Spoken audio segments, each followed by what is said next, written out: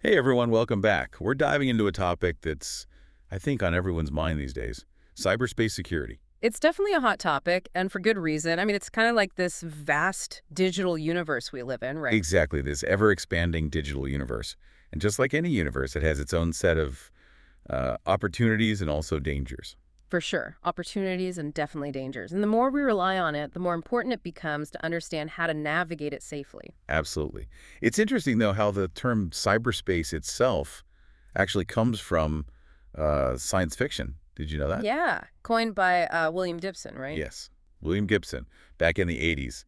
Talk about ahead of his time. He really was. And it's fascinating to see how his vision has become our reality. I mean, it's evolved so much from just the internet. So let's break that down a bit. When we say cyberspace, what are we really talking about in today's world? Well, it's a really complex ecosystem, that's for sure. We're talking about interconnected devices, networks, systems, data, everything from the cloud to our smartphones. Even your smart refrigerator is part of this. My smart refrigerator. Wow, I don't even want to think about what's going on in there. But seriously, it's incredible how everything is connected these days. It really is, and it's only going to get more connected with things like the Internet of Things, IoT, artificial intelligence, and these ever-growing cloud platforms. It's expanding exponentially. And that exponential growth probably creates some pretty big security challenges, right? Definitely. The bigger the digital universe gets, the bigger the attack surface becomes. Think of it as more points of entry, more potential vulnerabilities for someone to exploit. Okay, so more devices mean more vulnerabilities. Right. That makes sense. And I guess that brings us to why this is so important. It's not just about protecting data. It's about protecting ourselves, our lives. Right, because these attacks have real-world consequences. Think about the Colonial Pipeline attack back in 2021. That was a huge wake-up call about how vulnerable we can be. It definitely was. And that attack disrupted fuel supplies for a good chunk of the East Coast. I mean, we're talking gas shortages, panic buying. It was a mess. Exactly, and that's just one example. Cyber attacks can cripple businesses, governments, even critical infrastructure. So this isn't just theoretical. It's happening all around us. And with so much of our lives online now, from banking to shopping to just connecting with friends and family, the stakes are higher than ever. No doubt about it. And the ways in which attackers are trying to get at us, they're constantly changing too. It's a cat and mouse game. Okay, so let's talk about some of those ways.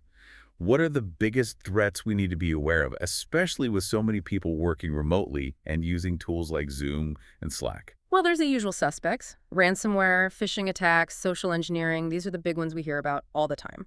Right, those are definitely the headlines. But can you explain a little bit more about each one, like how they actually work? I think a lot of people hear these terms but might not fully understand what they mean. Sure. So, ransomware, it's basically digital extortion.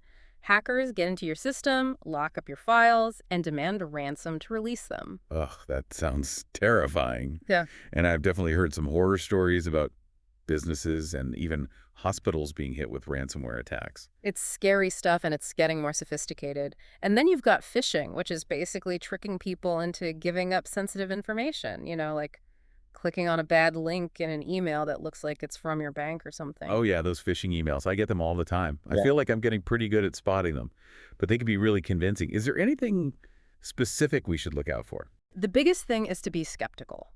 Don't just blindly click on links, even if they look like they're from a trusted source. Hover over the link, see where it's actually going, check for misspellings, weird domain names, things like that.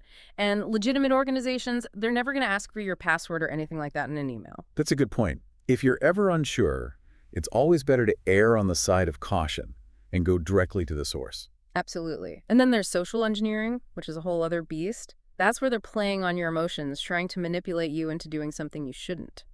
So like what? Creating a sense of urgency or fear to make you act without thinking? Exactly. Or they might pretend to be someone you trust to gain your confidence. Can be pretty tricky to spot. Okay, so with all these threats out there, it can feel a little overwhelming. Where do we even begin to protect ourselves? Well, the good news is that a lot of it comes down to basic cyber hygiene. Think of it like washing your hands for the digital world. It's about building good habits and being proactive. Proactive protection. I like that. So what are some of those good habits we should be cultivating? Well, first and foremost, strong passwords. I can't stress this enough. Right, strong passwords, we hear that all the time. But honestly, who can remember all those complicated passwords for every single account? That's where password managers come in. They're lifesavers. You just have to remember one master password, and the manager does the rest. Oh, interesting. So it's like a secure vault for all your passwords. Exactly. And many of them can even generate super strong passwords for you. It's a must-have for anyone who's serious about security. All right, strong passwords, password manager, check. What else? Multi-factor authentication, MFA. This is huge. It adds an extra layer of security, making it much harder for someone to get into your accounts, even if they do manage to steal your password. Okay, MFA, remind me how that works again. Basically, it's like a second form of verification. So after you enter your password, you might get a code sent to your phone, or you might have to use a fingerprint scan or something like that. Got it. So it's like having two locks on your door. Exactly. And if you really want to up your game, check out FIDO2.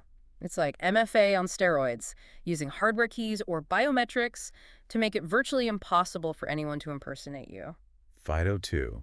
All right, I'll have to look into that. So we've got strong passwords, MFA, password managers. What about all those phishing emails we talked about? How can we stay ahead of those? Be wary. Don't click on anything suspicious, even if it looks like it's from a friend or a company you trust. Verify everything. So trust but verify. I like that. It sounds like a good motto for navigating the digital world in general. It really is.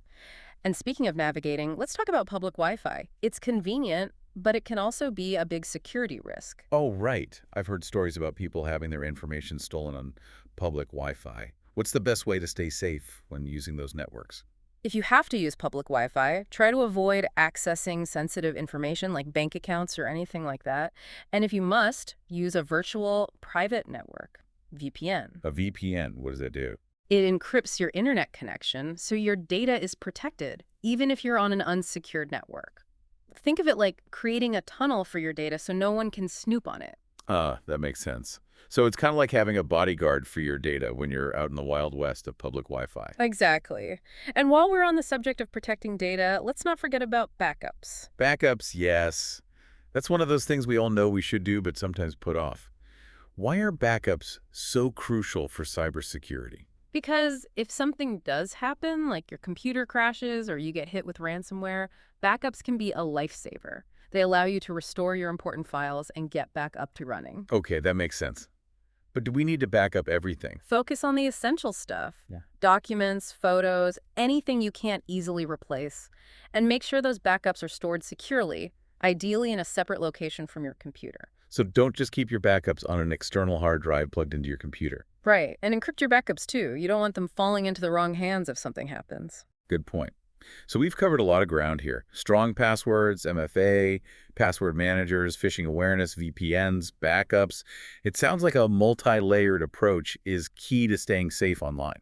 Absolutely. Cybersecurity is not about any one thing. It's about building good habits, being aware, and staying informed. It sounds like it's an ongoing process, a continuous learning curve. It definitely is. The digital world is constantly evolving, so we need to evolve with it. So for those listening, here's something to think about.